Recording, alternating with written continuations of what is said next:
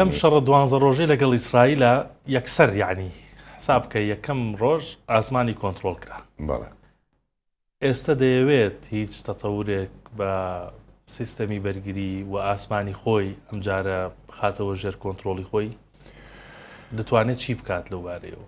ئێستاکە هەوڵەدا بۆ ئەوە بەڵام ناتوانێت پشت بە رووسیا ببەسرێت چونکە رووسیا پشتی لێ کردووە ناتوانێت هیچ شەکێکی نیمێ لە رووسیا تازە وەربگرێتن.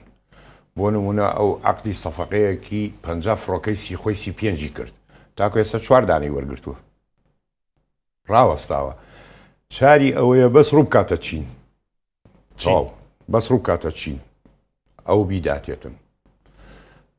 بۆ نمونە ڕاداراتی تازە بۆ نمونە هەوڵ بداتن HQ 19 وەربگرێ فڕۆکەی جای GTN سی وەربگرێتن بەڵام کە ئەو فڕۆکانەی وەرگرت بۆی ئاسمانی خۆی پارێزێ ئەبێ لەگەڵیا موشکی PL-15 وەربگرێ